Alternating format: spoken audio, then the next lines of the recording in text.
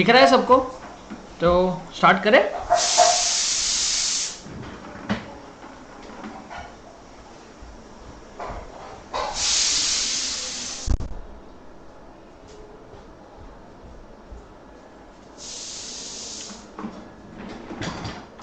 सबको सुनाई दे रहा है? Yes sir. Okay, shall we start. बस एक ही है, एक ही स्टूडेंट है? नहीं, तीनों है।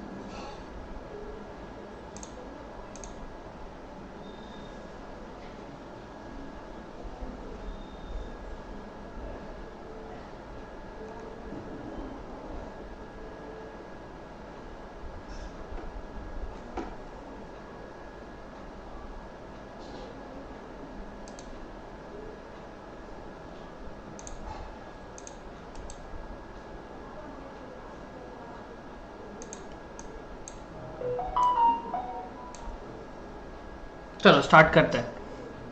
देखो, अब जो नया एएस है that is end S 21, the effect of changes in foreign exchange rates. Foreign exchange rates में क्या आपका इफेक्ट हो सकता है, क्या आपको देखना है, कैसे कंसिडर करना है, फॉरेन एक्सचेंज रेट्स चेंज होता है तो क्या आपको कंसिडर करना चाहिए, वो सारी चीज़ यहाँ पे समझने की ज़रूरत है। पर अब आप बोलोगे सर फॉरेन एक्सचेंज रेट कैसे कंसिडर करें हम लोग? तो सपोज यहाँ पे logically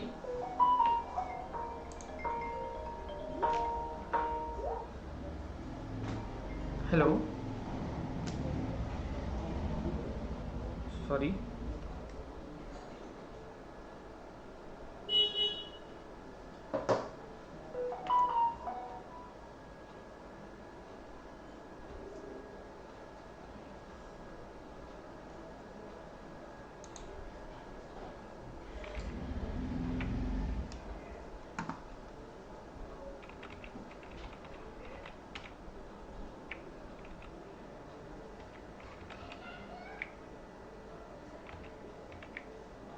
okay, shall we move hard. सब आ गए अभी?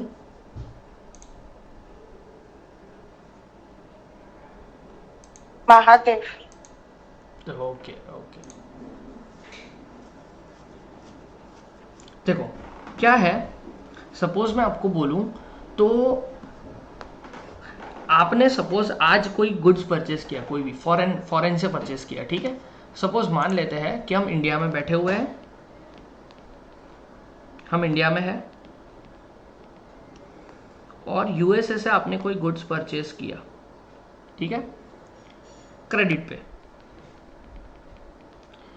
अब क्रेडिट पे गुड्स परचेस किया तो जब आपने गुड्स परचेस किया तब तो आप नॉर्मल एंट्री करोगे सर, इन इंडिया आप एंट्री करोगे कि परचेस टू क्रेडिटर।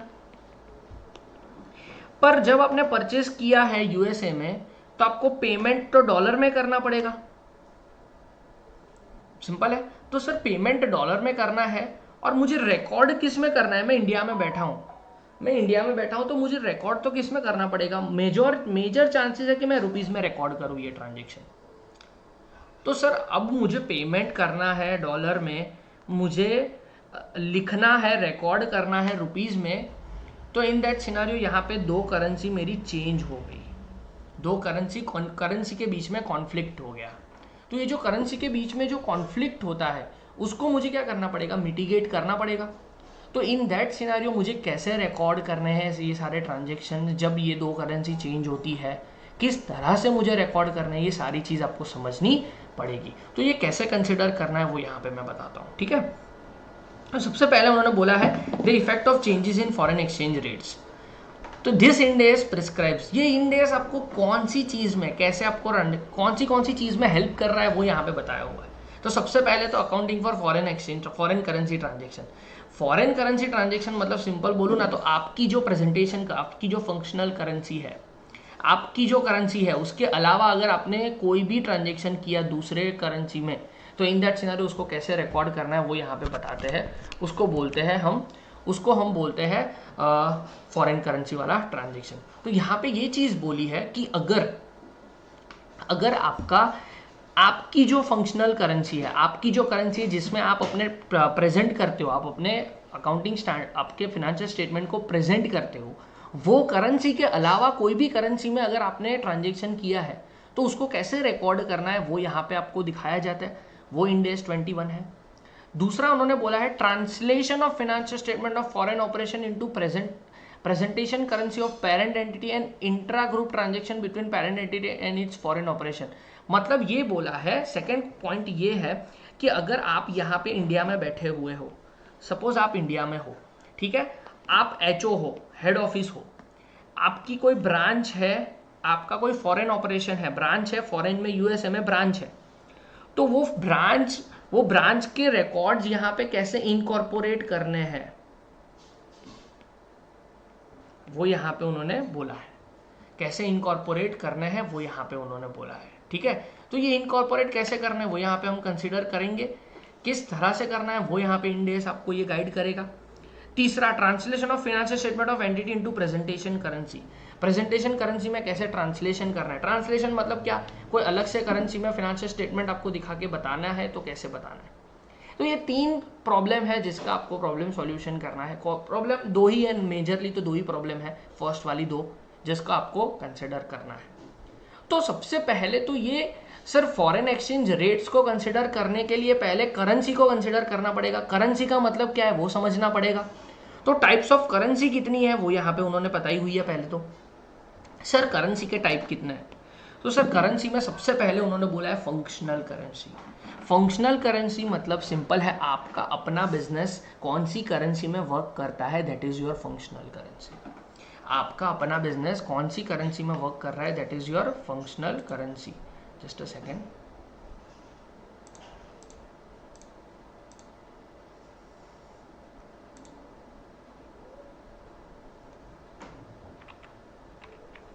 ओके, तो आपका अपना सिंपल है फंक्शनल करेंसी। उन्होंने बोला है कि आपकी करेंसी, आपका अपना बिजनेस कौन सी करेंसी में वर्क कर रहा है, that is your functional currency. Functional currency क्या होता है वो यहाँ पे उन्होंने बताया है, it is the currency in which books of entity are maintained. मतलब आपका इंडिया में अगर आपका बिजनेस है तो आपके इंडिया में बिजनेस में कौन सी, इंडिया में बैठे हो आप, कौन सी करेंसी में आपके फाइनेंशियल स्टेटमेंट बन रहे हैं, that is your functional currency. अब वो कौन सी करेंसी में आपको बनाने चाहिए वो भी यहाँ पे उन्होंने बोला है, that is also functional currency, that is also a functional currency.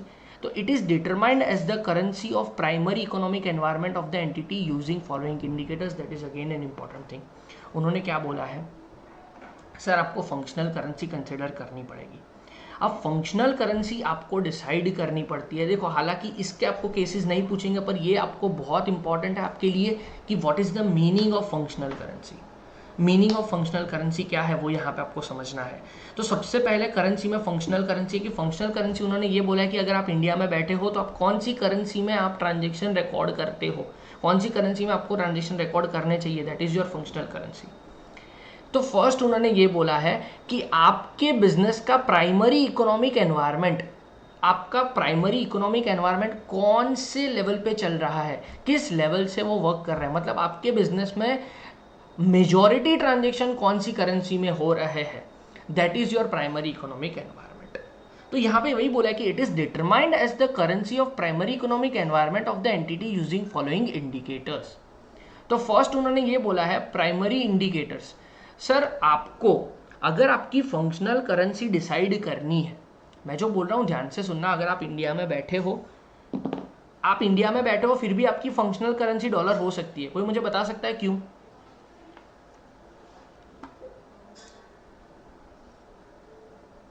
Headquarters उधर के रहेंगे तो क्या? हेडक्वार्टर्स उधर के रहेंगे तो मेन ब्रांच उधर का रहेगा तो वो करेंसी में सारे फाइनेंस बनेंगे ना। हाँ very good very good very good, उन्होंने बोल दिया है, हाँ वेरी गुड। देखो उन्होंने बोला हुआ है कि अगर आपका, उन्होंने ये बोला है कि अगर आपका मेजॉरिटी ट्रांजेक्शन्स आपके इंडिया में बैठे हो, भले आप इंडिया में बैठे हो, लेकिन अगर आपका मेजर ट्रांजेक्शन डॉलर में हो रहा है तो your functional currency will be dollar. तो इसी वजह से उन्होंने बोला कि सबसे पहला काम आपका, अगर आप फॉरेन एक्सचेंज ट्रांजेक्शन फॉरेन में डील कर रहे हो तो सबसे पहला काम आपका ये है कि आप अपनी फंक्शनल करेंसी डिसाइड करो, कौन सी करेंसी है जिसके अंदर आप काम करते हो। तो वो करेंसी उन्होंने डिसाइड करने के लिए सबसे पहला वर्ड दिया कि आपका प्राइमरी इकोनॉमिक एनवायरनमेंट किस करेंसी में है। तो sir primary economic environment decide करने के लिए उन्होंने प्राइमरी फैक्टर्स दिए हैं कि सबसे पहले प्राइमरी इंडिकेटर्स दिए हैं कि ये दो इंडिकेटर ऐसे हैं, ये दोनों इंडिकेटर में कोई भी एक करेंसी आपकी मैच हो रही है। मतलब कौन सी करेंसी सर? प्राइमरी इंडिकेटर में उन्होंने बोला हुआ है कि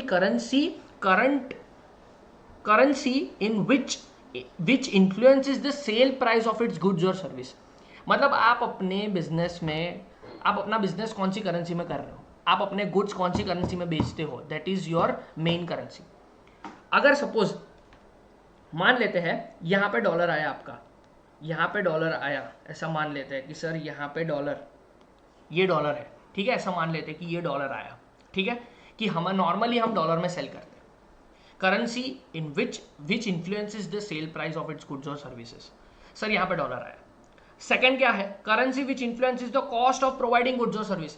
मतलब सर कॉस्ट ऑफ प्रोडक्शन आपका कौन से, cost of goods, cost of production आपका है वो कौन सी करेंसी में हो रहा है? मटीरियल, लेबर, ओवरहेड, ये सारे खर्चे जो आप कर रहे हो for providing goods, goods produce करने के लिए, सर्विस प्रोड्यूस करने के लिए, सर्विस प्रोवाइड करने के लिए आप कौन सी चीज प्रोवाइड कर रहे हो, वो यहाँ पे उन्होंने बोला है कि वो करेंसी कौन सी है। सपोज मान लेते हैं कि ये भी डॉलर है, तो इन दैट सिनेरियो आपको सेकेंडरी इंडिकेटर्स में जाने की जरूरत ही नहीं है, तो आपकी फंक्शनल करेंसी डॉलर ही हो गई।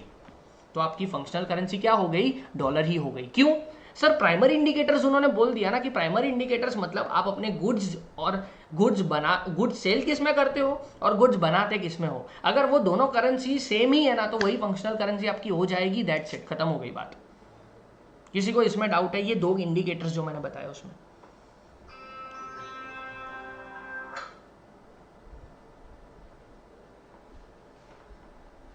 सर एक बार रिपीट कर। देखो क्या है, सपोज यहाँ पे बताता हूँ, बना के बताता हूँ। देखो सपोज ये आपका बिजनेस है, ठीक है, ये आपका बिजनेस है। उन्होंने ये बोला कि आपका प्राइमरी इकोनॉमिक एनवायरनमेंट मतलब आपका बिजनेस जो है, आपके बिजनेस में आपकी जो यूनिट्स, आपके गुड्स जो भी है, गुड्स या सर्विस जो भी आप प्रोवाइड कर रहे हो, वो गुड्स का सेलिंग प्राइस जो है वो कौन सी करेंसी में है वो पहले डिसाइड करो। मतलब आप सपोज मान लेते हैं कि अमेजोन पे हम डील कर रहे हैं, या तो फॉरेन की कोई कंपनी है, छोड़ दो ना तो और ज़्यादा अच्छे से, मतलब आप इंडिया में बैठे हो लेकिन फॉरेन में बिजनेस कर रहे हो, तो आप अपनी वेबसाइट के ऊपर आप अपना जो प्रोडक्ट है उसके नीचे जो करेंसी लिखते हो कि इतने रुपए में पड़ेगी, तो रुपीज़ नहीं लिखते वहाँ पे, सपोज आप डॉलर लिखते हो कि इतने डॉलर में इतना पड़ेगा, तो वो क्या हो गया? सेलिंग प्राइस आपकी डॉलर में है, मेजॉरली आपकी सेलिंग प्राइस डॉलर में है। फिर उसके बाद उन्होंने ऐसा बोला कि अगर ये डॉलर है तो उसके बाद ये देखो कि ये प्रोड्यूस करने के लिए, मतलब ये प्रोडक्शन करने के लिए आप कौन सी करेंसी यूज कर रहे हो, ये प्रोडक्शन करने के लिए आप कौन सी करेंसी यूज कर रहे हो, ये that is again an important thing कि अगर ये भी डॉलर है तो मतलब आपका प्राइमरी इकोनॉमिक एनवायरनमेंट मतलब आपका बिजनेस ही डॉलर में हो रहा है, ऐसा मान लिया जाएगा सर। हो सकता है?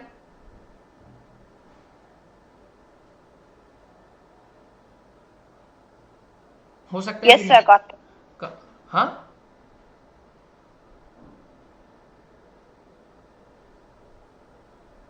Sir.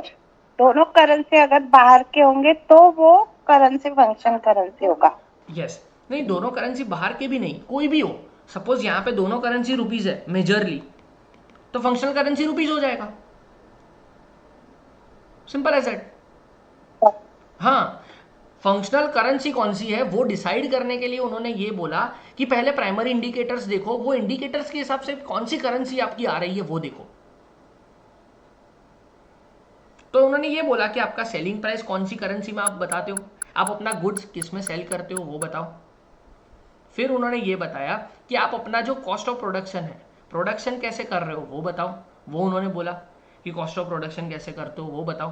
Cost of production majorly आप पेमेंट जो करते हो, मटेरियल, लेबर, ओवरहेड्स, ये सारे खर्चे जो आप करते हो, ये खर्चे आप कौन सी करेंसी में करते हो, डॉलर में करते हो, रुपीज़ में करते हो, वो बताओ। Just a second. हाँ,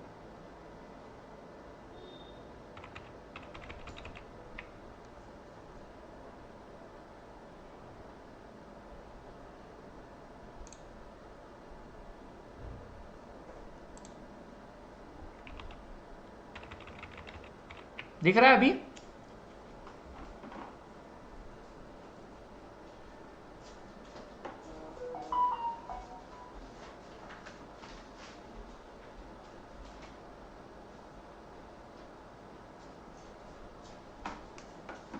दिख रहा है अभी सबको? तो मैं आगे बढ़ूं? यस। ओके ओके, तो सबसे पहले मैंने क्या सीखा सर? पहले तो करेंसी कितनी होती है। करेंसी में पहले तो मैंने फंक्शनल करेंसी अभी तक बताया। फंक्शनल करेंसी मतलब किस करेंसी में आप काम करते हो, और वो किस करेंसी में आप काम करते हो उसके लिए पहले वो इंडिकेटर जानना जरूरी है, primary indicator. Primary indicator follow करो, उसके हिसाब से डिसाइड करो कि फंक्शनल करेंसी आपकी क्या होगी। तो सर प्राइमरी इंडिकेटर उन्होंने बोला कि आप जिस भी प्राइस में आप गुड्स अपना सेल करते हो वो लिखो, वो गुड्स बनाने के लिए कौन सी करेंसी यूज कर रहे हो वो लिखो। अगर दोनों में कोई कॉन्फ्लिक्ट नहीं है, मतलब कॉन्फ्लिक्ट नहीं मतलब ये दोनों जगह पे डॉलर ही था ना, तो डॉलर है। मतलब कई बार ऐसा होता है कि आप सेल करते हो डॉलर में, आप सेल करते हो डॉलर में लेकिन आप प्रोडक्शन करते हो रुपीज में। हो सकता है ये चीज भी? बताओ तो। मतलब आपका परचेस का खर्चा, नॉर्मल खर्चा, प्रोडक्शन का खर्चा आपका रुपीज में हो सकता है ये चीज? यस। हो सकता है ना। हाँ, तो यही चीज बताइए उन्होंने कि अगर आपका प्रोडक्शन का खर्चा रुपीज में हो, सेल्स का खर्चा आपका डॉलर हो, तो मतलब ये कॉन्फ्लिक्ट हो गया। मतलब प्राइमरी इंडिकेटर्स आपके यहाँ पे आपको हेल्प नहीं कर रहे to decide your functional currency. Primary indicators आपके वो नहीं हेल्प कर रहे to decide your functional currency. तो इन दैट सिनारियो क्या होना चाहिए वो यहाँ पे बताया हुआ है। तो सर उन्होंने ये बोला कि अगर आपका प्राइमरी इंडिकेटर्स आपको डायरेक्टली हेल्प नहीं कर पा रहे हैं तो सेकेंडरी इंडिकेटर्स में जाओ। सेकेंडरी इंडिकेटर्स आपको ये बता रहे हैं कि सेकेंडरी इंडिकेटर्स ये बोल रहे हैं कि सबसे पहले आप ये देखो कि currency in which the funds are raised. मतलब आप लोन जो आपके फंड्स रेज किए हुए, मतलब आपकी बैलेंस शीट जो आपके नॉर्मल इक्विटीज, प्रेफरेंस, डिबेंचर, ये सारी जो कौन सी करेंसी में आपने इशू किए हुए वो देखो। फिर दूसरा बोला है उन्होंने currency in which the receipt from operation are retained. मतलब आप सेल्स करने के बाद जो पैसे आपके पास आते हैं वो कौन सी करेंसी में आप रिटेन करते हो। मतलब कई बार ऐसा होता है ना कि सपोज आपका यूएस का ब्रांच है, ठीक है, वो सेल करता है डॉलर में, लेकिन तुरंत ही सेल करने के बाद महीने के बाद सीधे सीधे पैसे रुपीस में कन्वर्ट करके सीधा इंडिया में भेज देता है। तो आपके ऑपरेशन से जो पैसे आपको मिल रहे हैं वो आप रिटेन किस में कर रहे हो? रुपीस में कर रहे हो। तो यहाँ पे उन्होंने ये बोला कि प्राइमरी इंडिकेटर्स अगर कॉन्फ्लिक्ट में है तो सेकेंडरी इंडिकेटर्स देखो। सेकेंडरी इंडिकेटर्स और प्राइमरी इंडिकेटर अगर मैच हो रहे हैं तो जिस करेंसी के साथ मैच हो रहा है वो आपका फंक्शनल करेंसी हो जाएगा। मतलब उसका एग्जांपल देता हूँ कैसे। सर प्राइमरी इंडिकेटर्स हमारे यहाँ पे डॉलर है और यहाँ पे रुपीज ऐसा मान लेते हैं, ठीक है, तो मतलब सर कॉन्फ्लिक्ट में तो है। तो कॉन्फ्लिक्ट है तो उन्होंने ऐसा बोला कि सेकेंडरी इंडिकेटर देखो। सेकेंडरी इंडिकेटर में ऐसा बोला कि आपने फंड्स किस में रेस किए। तो मान लेते हैं कि हमने इक्विटीज और ये सारी चीज हमने रेस की है रुपीज में, हमने इक्विटीज और ये सारी चीज हमने रुपीज में की हुई है, और हमारा ऑपरेशंस जो है currency in which received operations का पैसा जो है वो भी हम रुपीज में ही मेंटेन करते हैं। तो सर यहाँ पे रुपीज और यहाँ पे दो जगह पे रुपीज, तो इन दैट सिनेरियो हमारी फंक्शनल करेंसी क्या हो जाएगी? रुपीज हो जाएगी। पर अगर ऐसा होता यहाँ पे डॉलर और यहाँ पे भी डॉलर, यहाँ पे भी डॉलर, तो इन दैट सिनेरियो क्या हो जाता? सर हमारी फंक्शनल करेंसी डॉलर हो जाती कि हम काम कर रहे हैं डॉलर में। पर व्हाट इफ सर यहां पे डॉलर और यहां पे रुपीस, ऐसा भी तो हो सकता है सर, यहां पे डॉलर और यहां पे रुपीस। तो फिर आपको ये देखना है, प्रपोर्शन देखना है कि मेजर ट्रांजेक्शन किस में हो रहा है, रुपीस में हो रहा है कि डॉलर में हो रहा है। तो इन दैट सिनेरियो फिर रुपीस में हो रहा है या डॉलर में हो रहा है मेजर ट्रांजेक्शन, तो जो मेजर ट्रांजेक्शन जिस भी करेंसी में हो रहा है वो आपका क्या हो जाएगा? इन दैट सिनेरियो आपका कंसेप्ट फंक्शनल करेंसी हो जाएगा। किसी को डाउट है इसमें? No sir, clear? Got it? Okay. तो यहाँ पे हमने ये सीखा कि अभी तो फंक्शनल करेंसी क्या है हमारा। फिर दूसरा हमें ये सीखना है कि what is the meaning of foreign currency. Foreign currency का मतलब क्या है वो हमें सीखना है। सर फॉरेन करेंसी उन्होंने बोला है any currency other than functional currency of the entity.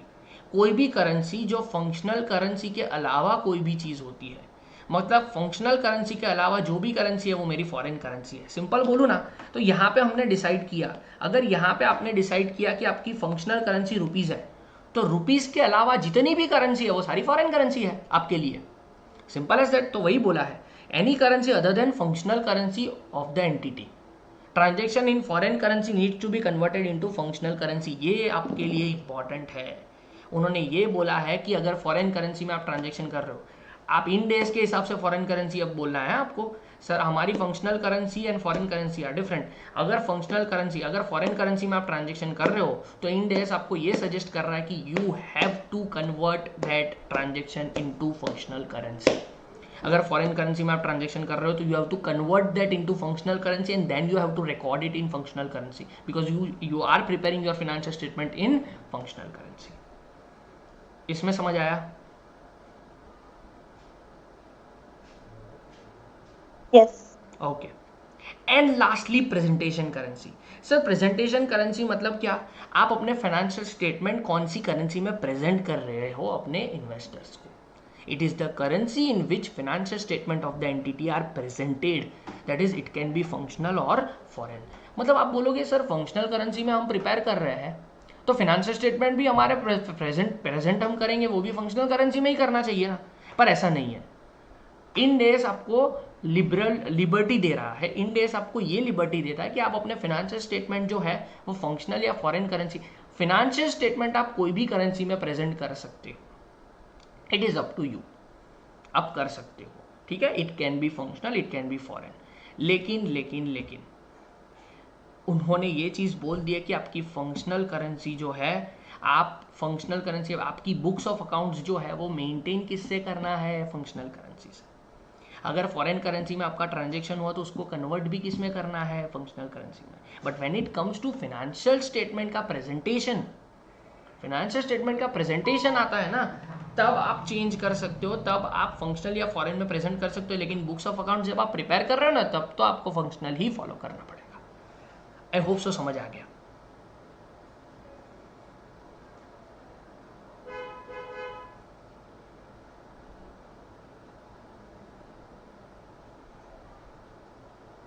इसमें कोई डाउट? तो now we are clear about meaning of currency, functional, foreign और प्रेजेंटेशन करेंसी।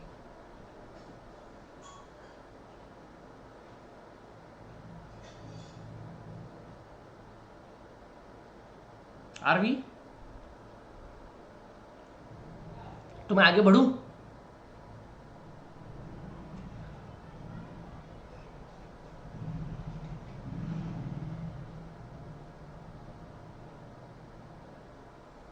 कोई सुन रहा है? Yes sir. ओके, तो आगे बढ़े ना हम।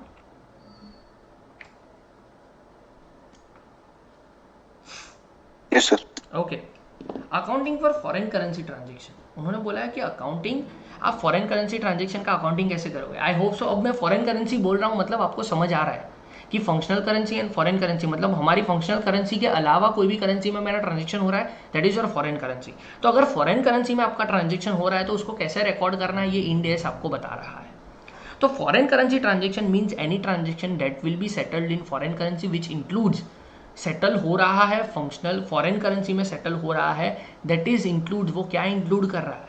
परचेज और sale of goods, property plant and equipment etcetera in foreign currency, borrowing और investing amount in foreign currency. ये सारे ट्रांजेक्शन को वो क्या कर रहा है, आपको फॉरेन करेंसी से फंक्शनल करेंसी में कैसे कन्वर्ट करना है, कैसे रिकॉर्ड करना है, वो यहाँ पे बताता है।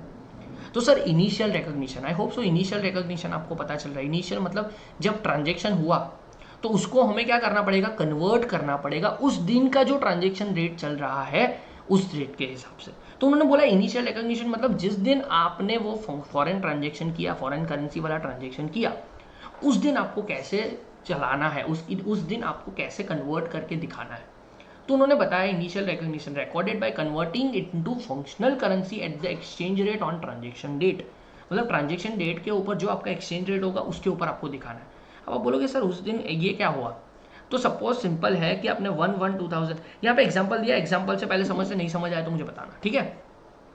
तो उन्होंने बोला एग्जांपल ऑन 1 सितंबर ए लिमिटेड इंडियन कंपनी है purchase the property plant and equipment from USA for $1,000 के उन्होंने परचेज किया, ठीक है, ऑन क्रेडिट ए लिमिटेड।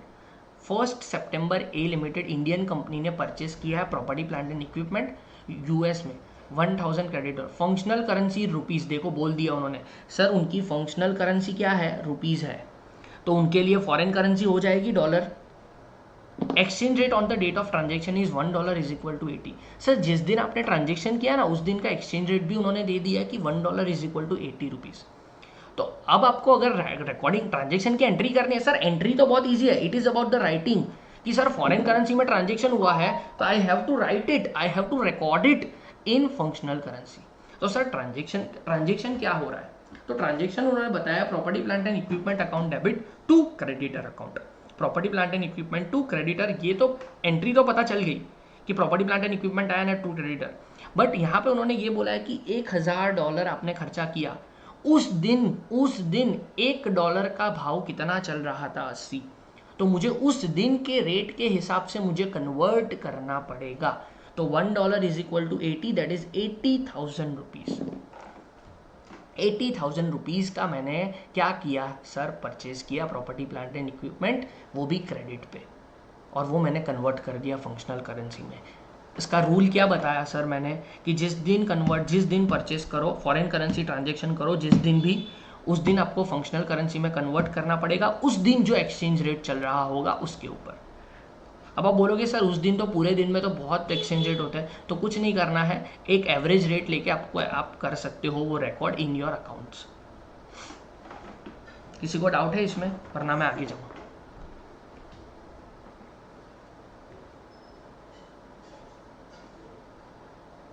ना। ओके, उन्होंने बोला है अब सब्सीक्वेंट रिकॉग्निशन।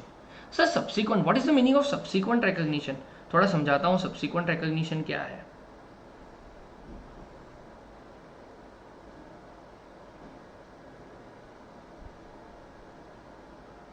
देखो सब्सीक्वेंट रिकॉग्निशन क्या है, थोड़ा समझते हैं इस चीज को। सर मैंने property plant and equipment purchase किया टू क्रेडिटर, हमने 80,000 तो लिख दिए सर। सर व्हाट अबाउट, मैंने 1/4/2020 को ये ट्रांजेक्शन किया था, ठीक है। अब मैंने 1/4/2020 को ये ट्रांजेक्शन किया था, तो अब मैं 31, अब सपोज मान लेते हैं कि ये क्रेडिटर जो है 3 साल के लिए है, 3 इयर्स के बाद ये मेरे पास पैसे मांगेगा। मान लेते हैं कि ये जो क्रेडिटर है 3 साल के बाद मेरे पास पैसे मांगेगा, तो what should I do at the end of the year 31/3/2021 को मुझे क्या करना चाहिए, वो चीज उन्होंने बोली है। What should I do on 31/3/2021, 31/3/2021 को मुझे क्या करना चाहिए वो उन्होंने बताया। तो सर उन्होंने ये बताया है कि जब आप 31/3, जब आप ईयर एंड पे आ जाते हो तो उसको बोलते हैं सब्सीक्वेंट रिकॉग्निशन, कि आप पहले रिकॉर्ड कर लो, उसके बाद उसकी जो इम्पैक्ट होती है वो आपको क्रिएट करनी पड़ेगी। तो सर सब्सीक्वेंट रिकॉग्निशन उन्होंने बताया है कि सर सब्सीक्वेंट रिकॉग्निशन जब आपको करना है तब आपको चीज़ों को, वो एंट्री जो की है आपने, वो आपने जो एंट्री की है, वो अकाउंट जो आपने क्रिएट किए हैं, उसको यू हैव टू बाइफर्केट, आपको बाइफर्केट करने पड़ेंगे कि वो मॉनिटरी है कि non monetary. Sir what is the meaning of monetary, what is the meaning of non monetary, ये आप क्या बता रहे हो? पहले पढ़ लेते हैं, धीरे धीरे बताता हूँ सारी चीज़। उन्होंने बोला है subsequent recognition of foreign currency transaction at each balance sheet date. Sir subsequent recognition हर एक बैलेंस शीट डेट के ऊपर आपको करनी पड़ेगी। इफ असेट्स और liability initially recognised in foreign currency transaction is, आपको दोनों जो भी अकाउंट्स आपने क्रिएट किए, जो भी लेजर अकाउंट आपने क्रिएट किए हैं, you have to bifurcate it monetary या नॉन मॉनिटरी। डेफिनेशन बताता हूं, बहुत इजी है। मॉनिटरी मतलब जिसकी वैल्यू चेंज नहीं होती, जिसकी वैल्यू चेंज नहीं होती मार्केट में, उसको बोलते हैं मॉनिटरी आइटम। सर ये मतलब क्या लिखा हुआ है, देखो, assets and liabilities which will be settled in fixed amount.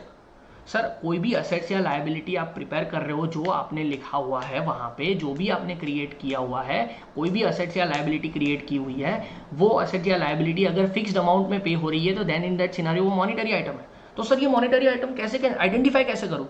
Suppose ये क्रेडिटर है जो आपने लिखा है यहाँ पे, सपोज यहाँ पे आपने जो लिखा है ये क्रेडिटर, तो सर ये क्रेडिटर क्या है? क्रेडिटर आपके पास $1,000 ही मांगेगा ना। इन फ्यूचर आपको बोलेगा नहीं मैं क्रेडिटर हूं तो मुझे $1,500 दो। आज की मार्केट में वैल्यू है क्रेडिटर की 1,500, ऐसा होगा कभी? बताओ जरा मुझे।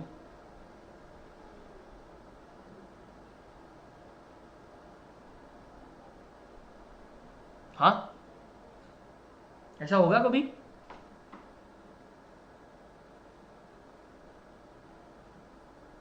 नहीं होगा ना।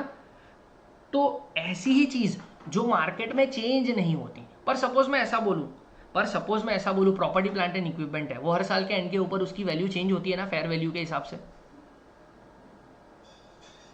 प्रॉपर्टी प्लांट एंड हाँ इक्विपमेंट हमने देखा।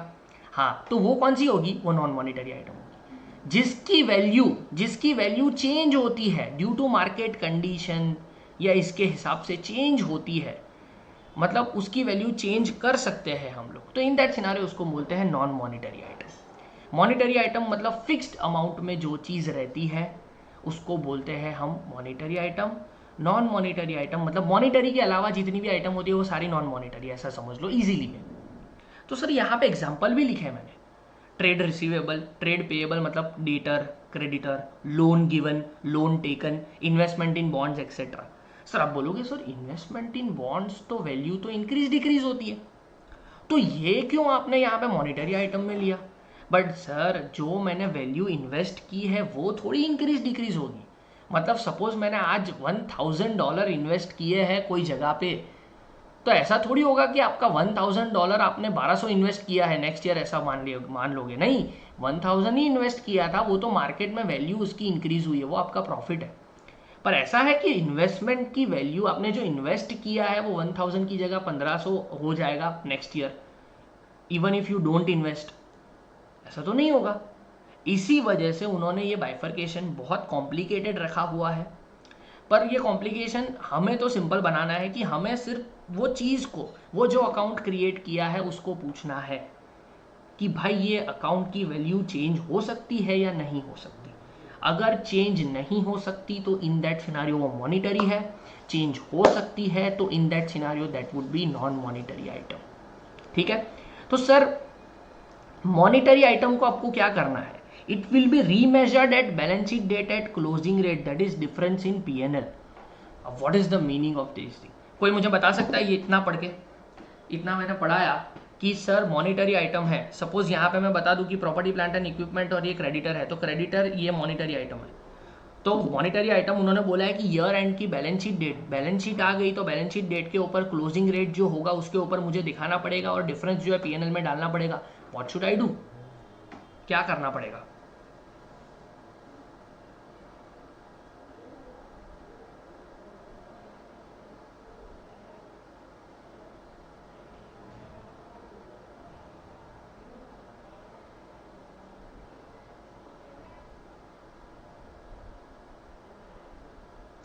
उस दिन के फेयर वैल्यू से जो एक्सचेंज रेट का वैल्यू है उससे प्लस माइनस के डिफरेंस को उठा के डालना पड़ेगा। हाँ, पर फेयर वैल्यू, हाँ मतलब फेयर वैल्यू तो नहीं बोल सकते, फेयर वैल्यू नॉर्मली असेट्स की और वो सारी चीज़ की होती है, तो उसके हिसाब से तो नहीं जाएंगे।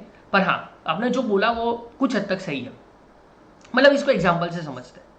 देखो ऊपर का ही एग्जाम्पल कंटिन्यू करते हैं, यहाँ पे कंटिन्यू किया हुआ है मैंने, ठीक है। उन्होंने बोला है देखो, in continuation of previous example suppose exchange rate on 31st March is $1 is equal to 82, A Limited follows cost model on PPE। Sir cost model अगर आप फॉलो करते हो ना तो रीमेजरमेंट करने की जरूरत नहीं है, वो अलग से बताऊंगा, मैं मॉनिटरी का बता रहा हूँ। तो सर मॉनिटरी आइटम कौन सी है? क्रेडिटर्स। सर क्रेडिटर मुझे किस पे दिखाने हैं? सर पहले मुझे जो दिखाने थे वो 80,000 थे, पहले के हिसाब से जब मैंने इसको परचेस किया था तब मैंने रिकॉर्ड कितना किया था कि सर 80,000 मुझे पे करने हैं। पर जब मैं ईयर एंड की बैलेंस शीट पे आया तो मुझे पता चला कि अगर मुझे क्रेडिटर को पे करना है $1000 तो मुझे आज के दिन अगर मुझे पे करना है तो $1000 मुझे 82,000 में मिलेंगे। क्यों? क्योंकि 82 रुपीज का भाव हो गया है। तो अगर मुझे क्रेडिटर को पे करना है तो मुझे तो क्या करना पड़ेगा? पहले डॉलर को परचेस करना पड़ेगा, then I have to transfer it to the creditor. तो आज के आज अगर मैं उसको सेट ऑफ करूंगा तो उसकी वैल्यू क्या होगी? 82,000 होगी ना। मतलब 2 रुपए बढ़ गए ना पर डॉलर, 2 रुपए का खर्चा बढ़ गया, क्रेडिटर 2 रुपए से बढ़ गया, तो वो बढ़ गया वो मुझे दिखाना पड़ेगा। तो वो दिखाने के लिए उन्होंने बताया है कि जब कभी भी आप मॉनिटरी आइटम करो उसको क्या करो? क्लोजिंग रेट के ऊपर लेके आओ। तो मैंने लेके आया सर $1000 तो $1000 ही है, पर उसके एक्सचेंज रेट की वजह से यहाँ पे लॉस हो रहा है मुझे। सर पहले 80 पे करना था, अब मुझे 82 पे करना है। मतलब 2 रुपए का लॉस हो गया तो 2 रुपए से मुझे क्रेडिटर को बढ़ाना पड़ेगा, तो क्रेडिटर तो बढ़ गया और उन्होंने रूल बताया है कि जो लॉस या प्रॉफिट हो वो पीएनएल में एडजस्ट कर दो सीधा, तो PNL account debit to creditor account, it is that simple. किसी को इसमें डाउट है?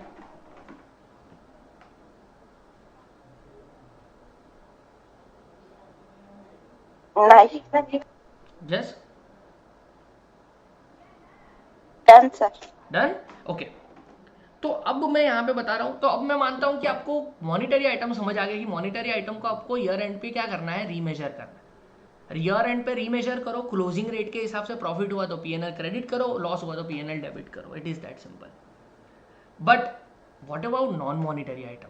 सर नॉन मॉनिटरी आइटम के लिए उन्होंने बताया हुआ है other than monetary item, PPE, intangible asset, inventory, income, received in advance, prepaid expense etcetera, ये सारी चीज़ को हम क्या करेंगे, नॉन मॉनिटरी कंसिडर करेंगे। कोई मुझे बता सकता है कि ये नॉन मॉनिटरी इंटेंजिबल एसेट पता चल गया आपको, इन्वेंटरी पता चल गया, प्रॉपर्टी प्लांट एंड इक्विपमेंट पता चल गया, income received in advance and prepaid expense, ये दोनों को मैंने नॉन मॉनिटरी में क्यों कंसिडर किया?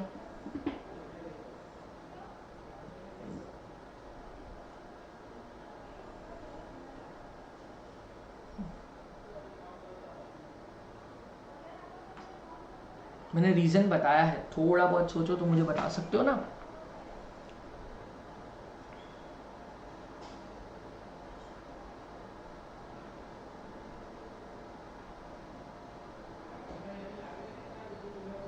इसका अमाउंट चेंज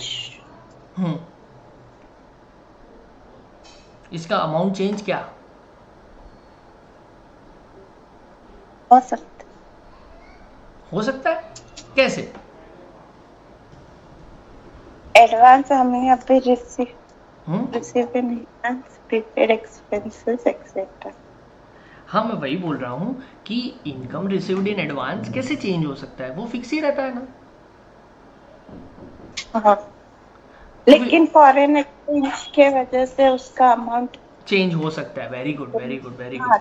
देखो फॉरेन में है ना, देखो हमारे जो बाइफर्केशन हमने किए हैं, तो जो हमारा खर्चा है, सपोज मान लेते हैं कि इनकम रिसीव्ड इन एडवांस, तो एडवांस में अगर कोई इनकम रिसीव हुई है तो उसका जब मैं एडजस्टमेंट करूंगा तब उसकी वैल्यू तो चेंज हो सकती है।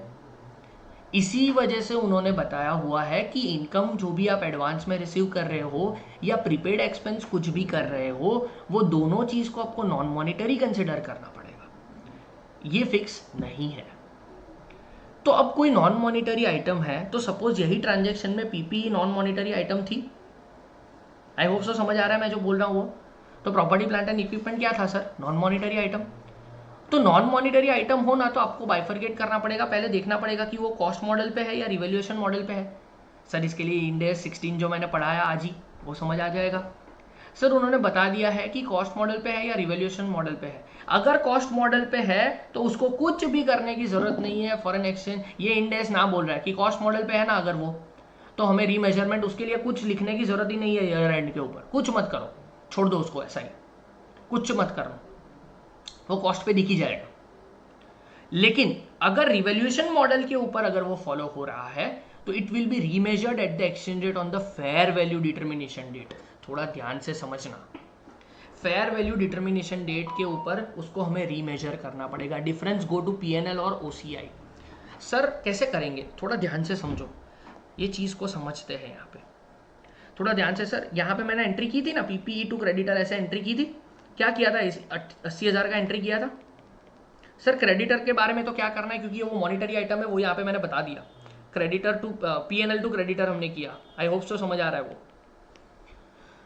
तो यहाँ पे अब मैं पीपी की बात कर रहा हूँ, क्योंकि मुझे तो दोनों अकाउंट, ये जो दोनों ट्रांजेक्शन, ये डेबिट क्रेडिट दोनों किया, वो तो मैंने फॉरेन करेंसी से कन्वर्ट करके किया ना फंक्शनल करेंसी में। तो अब मुझे ऐसा बोला गया कि पीपी को आप, ये तो नॉन मॉनिटरी आइटम है, नॉन मॉनिटरी आइटम है, तो नॉन मॉनिटरी आइटम को उन्होंने ऐसा बोला है कि आपको रीमेजर करना पड़ेगा।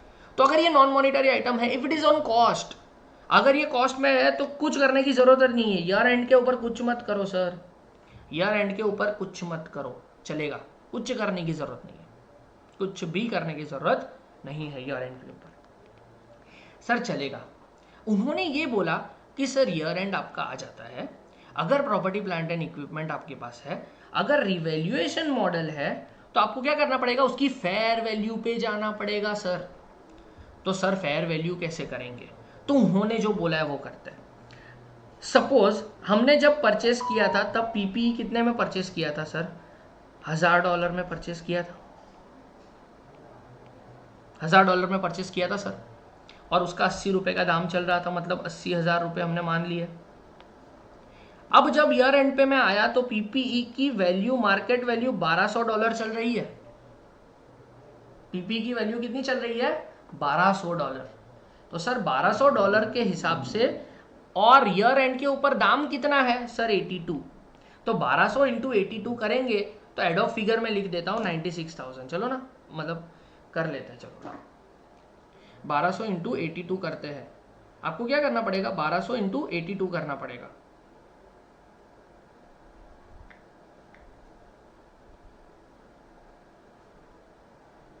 $98,400। तो आपकी बुक में आपकी प्रॉपर्टी प्लांट एंड इक्विपमेंट दिखनी कितने से चाहिए सर, 98,400 से दिखनी चाहिए। कितने पे दिख रही है सर, 80,000 पे दिख रही है। तो उन्होंने ये बोला कि सीधा सीधा प्रॉपर्टी प्लांट एंड इक्विपमेंट को बढ़ा दो, कितने रुपए से, 18,400 रुपए से बढ़ा दो, 18,400 टू PNL अकाउंट, 18,400। किसी को डाउट है इसमें?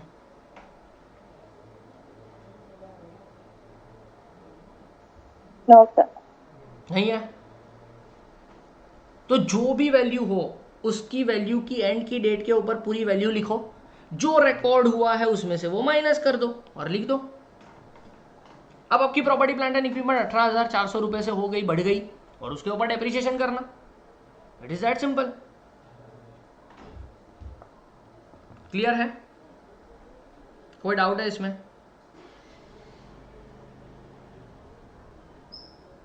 देखो No. हमारे 2 पेज खत्म हुए, किसी को कुछ डाउट नहीं है ना? अब थियरी है, अब ये वाला कुछ इतना ज़्यादा पूछेंगे नहीं, जो था वो मैंने काम का बता दिया, मॉनिटरी या नॉन मॉनिटरी वाली चीज़ खत्म हो गई। क्लियर है? Yes sir. ओके, अब आता है फॉरेन ऑपरेशन। फॉरेन ऑपरेशन मतलब फॉरेन ब्रांच, फॉरेन ऑपरेशन मतलब फॉरेन ब्रांच।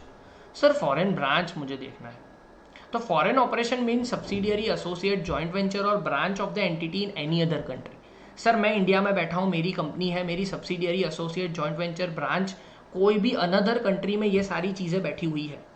तो इसका लॉजिकली एक्सप्लेनेशन बताता हूँ, यहाँ पे ही बताता हूँ तो थोड़ा समझ में आएगा। सपोज ये आपकी एचओ है, ये इंडिया में है, ठीक है सर, ये इंडिया में है, और आपकी सब्सिडियरी, एसोसिएट ये सारी अलग अलग कंट्री में। सपोज मान लो एक ऑस्ट्रेलिया में है, एक युगांडा में है, एक पाकिस्तान में है, मान लेते हैं, ठीक है।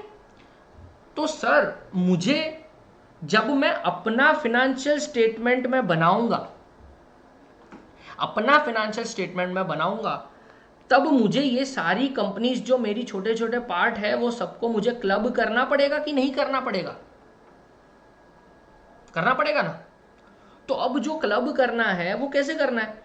तो सर बट ऑब्वियस है कि ये जो एसोसिएट कंपनीज है, मेरी एसोसिएट ग्रुप और वो सारी कंपनीज है, वो अपनी उनकी फंक्शनल करेंसी तो अलग हो सकती है, मेरी फंक्शनल करेंसी तो अलग हो सकती है उनकी।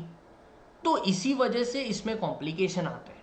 तो वो कॉम्प्लिकेशन के लिए उन्होंने रूल्स बनाया कुछ। तो उन्होंने क्या बोला कि अगर आपकी एसोसिएट, जॉइंट वेंचर या कोई ब्रांच ऐसी है जो बाहर की कंट्री में है, आपकी कंट्री के अलावा, और कुछ ये 4 कंडीशन मैच हो जाती है आपकी, कौन सी वाली, ये नीचे लिखी हुई है जो मैं बताऊंगा, ये 4 कंडीशन आपकी मैच हो जाएगी, तो इन दैट सिनारियो आपकी जो फंक्शनल करेंसी होगी, जिस भी कंपनी की वो 4 कंडीशन सेटिस्फाई हो रही है, वो कंट्री में जो भी आपकी ब्रांच है उसको आपकी ही फंक्शनल करेंसी में बनाना पड़ेगा उसके financial accounts, books of accounts. वो उन्होंने बोला है, पढ़ लेते हैं फिर वापस समझाता हूं। देखो उन्होंने बोला है functional currency of the foreign operation will be same as of the parent entity. मतलब ये आप पेरेंट एंटिटी हो ना, आप तो पेरेंट हो, और ये आपकी क्या है, सब्सिडियरीज है। तो पेरेंट की जो फंक्शनल करेंसी होगी वही सब्सिडियरी की भी वही फंक्शनल करेंसी होगी। Foreign operation mean subsidiary, associate, joint venture और branch of the entity in any other country. अब उन्होंने ये बोला है functional currency of the foreign operation will be same as of the parent entity if all the following conditions are fulfilled. Sir following सारी condition अगर आप fulfil कर रहे हो तो इसकी जो फंक्शनल करेंसी होगी इन लोगों की भी वही फंक्शनल करेंसी होगी जिन जिन की ये 4 कंडीशन फॉलो हो रही है। सर कौन सी condition? Activity of foreign operation are carried out just an extension. ये एक्सटेंशन याद रखना, मतलब सपोज ये है एचओ है, एचओ को अपना बिजनेस बढ़ाना है तो उसने अपनी ब्रांच ओपन कर दी। ये सिर्फ बिजनेस बढ़ाने के लिए है और कुछ ज्यादा ये अपने बारे में कुछ नहीं सोचती है ये ब्रांच, मतलब सिर्फ एक्सटेंशन है ये। तो एक्सटेंशन है मतलब क्या, ज्यादा कुछ सोचना नहीं, ये अपने बारे में इंडिपेंडेंटली, ये ब्रांच जो है अपने बारे में इंडिपेंडेंटली कुछ नहीं सोच रही है, ये इस बिजनेस का एक्सटेंशन है कि मुझे ये कंट्री में भी जाना है तो सिर्फ एक्सटेंशन करके एक्स्ट्रा उन्होंने यूनिट बना के उन्होंने भेज दिया। फिर उन्होंने ये बोला है transaction of foreign operation with parent entity are in high proportion of its activities. मतलब उन्होंने बोला है कि फॉरेन ऑपरेशन और एचओ के ट्रांजेक्शन हाई वॉल्यूम में हो रहे हैं। मतलब सिंपल है, high volume in that scenario ऐसा है कि भाई इन दोनों के बीच में बहुत ज़्यादा ट्रांजेक्शन होते हैं, मतलब ऑलमोस्ट ये पेरेंट एंटिटी है वही कंट्रोल कर रही है इन लोगों को, ये दूसरी जो एंटिटीज है उनको। हाई वॉल्यूम में ट्रांजेक्शन अगर दोनों के बीच में हो रहे हैं तो इन दैट सिनेरियो समझ लो कि ये जो है सारे डिपेंडेंट है किसके ऊपर? सर एचओ के ऊपर। अब उन्होंने ये बोला है थर्ड पॉइंट कि cash flow of foreign operation are readily available for remittance to parent entity. मतलब इन ये सब लोग जो सेल्स करते हैं ना, इनकी जो इनकम है ना, वो इनकम जो है रेडीली अवेलेबल होती है, ये जब भी मांगे तब दे देते हैं इनकम सारी। तो मतलब ये डिपेंडेंट हो गए again. And last, cash flow of foreign operation are not sufficient for settlement of its debt. मतलब ये बिजनेस को चालू करने के लिए मैंने 5 करोड़ का सपोज लोन लिया था, इनके पास सफिशिएंट उनका इंस्टॉलमेंट भरने के लिए पैसे नहीं होते हैं। ये पैसे पे कौन करता है? एचओ करता है। तो इन दैट सिनेरियो एचओ के ऊपर ही सारी चीज डिपेंडेंट है, किसकी? ये तीनों की। सिंपल है, सोच लो, ये चारों चीज अगर किसी भी कंपनी की फॉलो हो जाती है तो हम ऐसा ही मान लेते हैं ना कि सर एचओ के ऊपर ये डिपेंडेंट है, ये तीनों एचओ के ऊपर डिपेंडेंट है। जिस जिस कंपनी की ये 4 कंडीशन फॉलो हो जाएगी वो ब्रांच जो है, वो सब्सिडियरी ब्रांच जो है, वो जॉइंट वेंचर वाली ब्रांच जो है, वो डिपेंडेंट है किसके ऊपर? एचओ के ऊपर। तो उसकी भी फंक्शनल करेंसी वही हो जाएगी जो एचओ की है। Simple as that. किसी को इसमें डाउट है?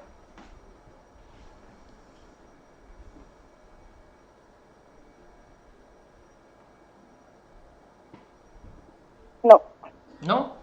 तो यहां पे यही चीज बोली है, आगे वही बोला है, अगर ये 4 कंडीशन जिसकी भी फॉलो हो गई उसकी फंक्शनल करेंसी एचओ की जैसी ही हो जाएगी।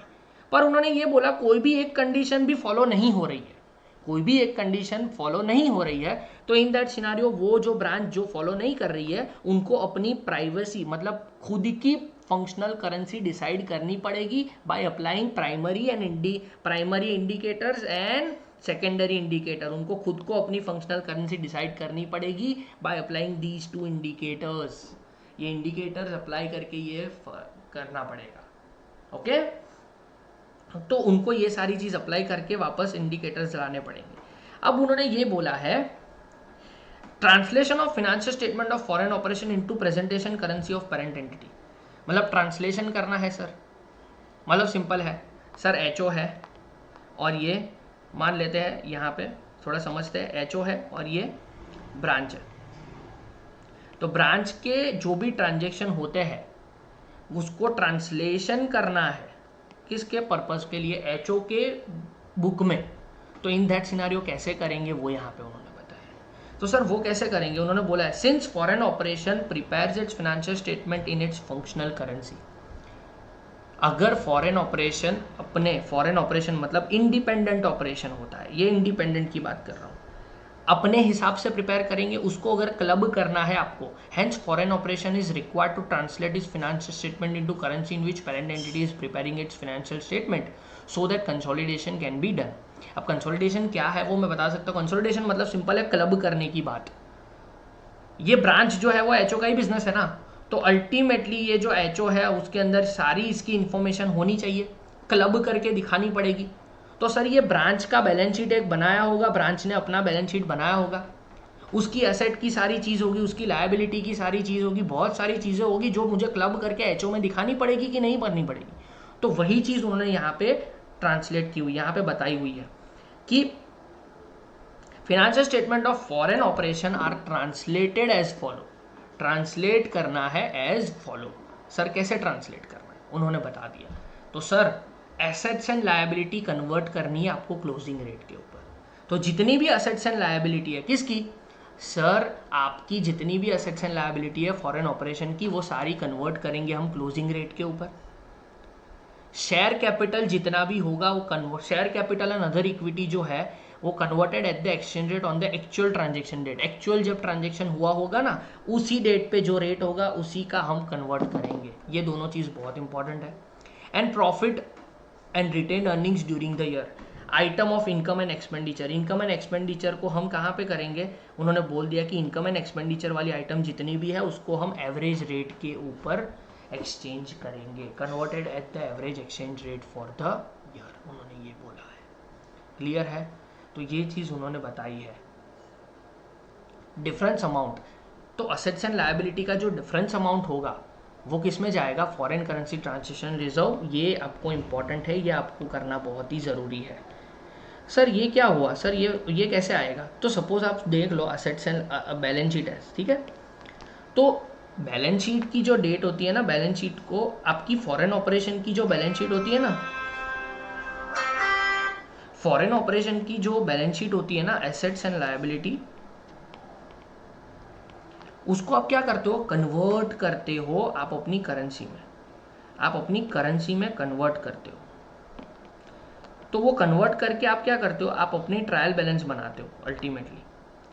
तो मे भी ऐसा पॉसिबल हो कि कन्वर्ट करते टाइम के ऊपर आप ट्रांजेक्शन के रेट अलग यूज़ कर रहे हो, तो आपका ट्रायल बैलेंस है ना वो मैच ना करे, डेबिट और क्रेडिट दोनों जगह पे मैच ना करे।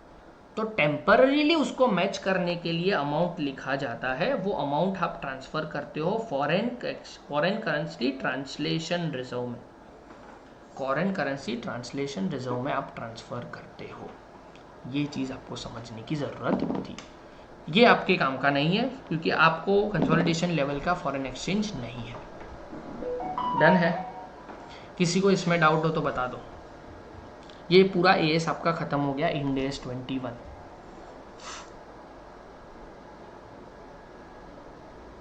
जो काम की चीज़ थी जितनी थी वो मैंने आपको बता दी।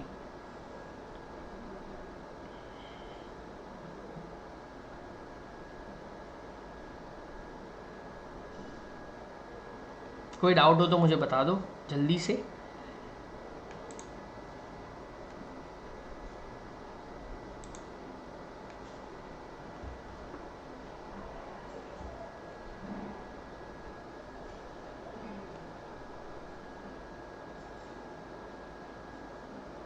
हाँ जी, कोई बताना चाहेगा, पूछना चाहेगा कुछ? No sir, done sir. Done, ठीक है। आपके बैचेस हर रोज होते हैं रात को, शाम को? हाँ, बट मैं अटेंड नहीं कर रही हूँ। अच्छा, आप संडे ही अटेंड कर रहे हो ऐसा? हाँ, क्योंकि मैं थर्ड ग्रुप वापस से कर रही हूँ, बट सीएफआर थोड़ा टफ है इसीलिए मैं ये क्लास अटेंड कर रही हूँ। अच्छा, ओके, नो इशू। मतलब ऐसा है कि कहीं कभी अगर आप मुझे मैसेज कर सकते हो, अगर कोई दिन खाली हो, मतलब ऐसा है कि किसी दिन लेक्चर ना हो एंड आप लोग फ्री हो, तो यू कैन मैसेज मी कि सर आज स्लॉट खाली है तो I can take lecture. SFM के सर शायद रेगुलर नहीं ले रहे हैं ना राकेश? एसएफएम के सर नहीं ले रहे अभी, जब रेगुलर नहीं ले रहे शायद, क्योंकि राकेश के मैसेजेस देखते ग्रुप पे कि आज क्लास है या नहीं। कभी लेते हैं कभी नहीं। अच्छा ऐसा है, ठीक है, नो इशू। तो हो ना तो ऐसा मुझे बता देना, तो अगर टाइम मिले तो क्या है कि मैं ज़्यादा टाइम दे सकूं तो अच्छा रहेगा। तो क्या हम सम भी ज़्यादा कर पाएंगे? आज मैं सम्स भी भेजूंगा, तो उतने सम्स तो आपकी फैकल्टी ग्रुप होगी ना? क्या? आपकी फैकल्टी ग्रुप रहेगी ना? हाँ तो हाँ, उसमें उसमें भी है, सिर्फ एक उसमें मैसेज उसमें तो आप डाल उसमें देना उसमें उसमें कि मैं पूछ पूछ सकता हूँ, वो तो है ही मैम, ऐसा हाँ, नहीं है। नहीं मतलब उनको आप एक डाल सकते हो क्योंकि दोपहर से दे कैन अंडरस्टैंड कि I am not going to take today. हम कैसे 6-7 के बाद पूछते, तो अच्छा, यू ऑल कैन प्लान हाँ वो तो है। कि आज क्लास है या नहीं है, and then the reply comes कि खाली ललिता मैम पहले बोल देती है नहीं लेना है तो, बट बाकी सबका I think so there is a doubt. तो फिर आप अगर वैसे डाल दो ग्रुप में कि if nobody is taking you तो can I will just take. Pink किया जाए। हाँ हाँ ठीक है, हाँ ओके ओके, हाँ मैं बात कर लेता हूँ, नो इशू मैम।